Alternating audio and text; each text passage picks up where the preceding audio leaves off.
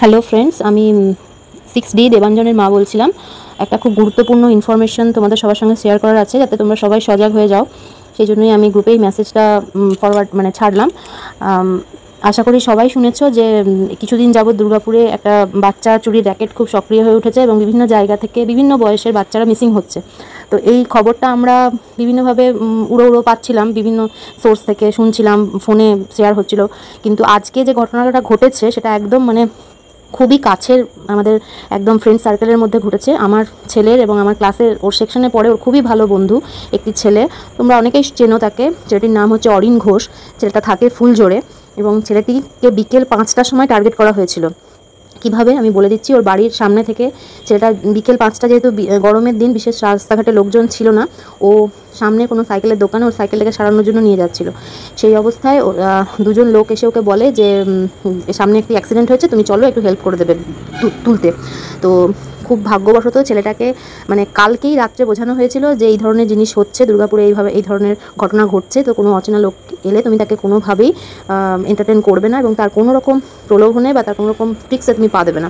তো যার জন্য ছেলেটা বুদ্ধি করে যেতে ডিনাই করেছে ওই যখন কথাটা বলেছে, এবং তারপর 2-3বার ওরা আরও ওকে ইনসিস্ট করেছে। যখন ছেলেটা কোনোভাবেই রাজি হয়নি তখন জোর করে ওকে টেনে হিঁচড়ে নিয়ে যাওয়ারও চেষ্টা করেছে। কিন্তু পাশে একটা দোকান খোলা ছিল এবং ছেলেটা জোরে চিৎকার করে কেঁদে কেটে কোনো রকমের ছুটে পালিয়ে আসে। এবং ঘটনাটা যেহেতু ওর বাড়ির সামনে ঘটেছিল, তাই ও ছুটে এসেই ওর বাড়ির ফ্ল্যাটের কম্পাউন্ডের মধ্যে ঢুকে যায় এবং আর কিছু করতে পারেনি। তো খুব ভাগ্যবশত ছেলেটা আজকে বেঁচে গেছে। তো এই খবরটা এতদিন আমরা তো বাইরে থেকে পাচ্ছিলাম, কিন্তু আজকে একদম নিজেদের মধ্যে ঘটেছে বলে পুরো একদম ডিটেল খবরটা পেলাম। সেই জন্যই খবরটা আমি শেয়ার করে দিলাম, যাতে সবাই তোমরা সজাগ হয়ে যাও যে কেউ কারুর বাচ্চাকে কিন্তু কোনো অবস্থাতেই বাড়ির একদম সামনে হলেও একা ছাড়বে না।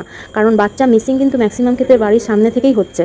হ্যাঁ, এবং সবথেকে যেটা ইম্পর্টেন্ট কথা, যে বাচ্চাদেরকে খুব ভালোভাবে ইনস্ট্রাক্ট করে রাখবে যে তারা যেন কোনো অচেনা লোকের কোনো রকম কথাতে দ্বারা প্রভাবিত না হয়।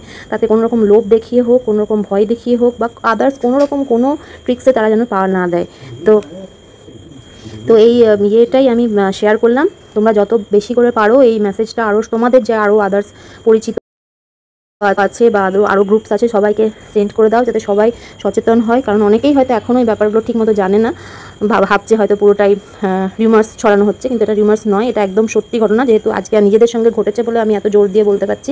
সবাই বেশি করে ছড়িয়ে দাও, সবাই যাতে আরও সজাগ হয়ে যায় এবং কোনো বাচ্চা যেন আর এখান থেকে মিসিং না হয়, সেই জন্য সেই সুযোগটাই যেন তারা না পায়, সেইভাবে এই মেসেজটাকে শেয়ার করে দাও। এটা শেয়ার করার জন্যই আমি এই মেসেজটা করলাম।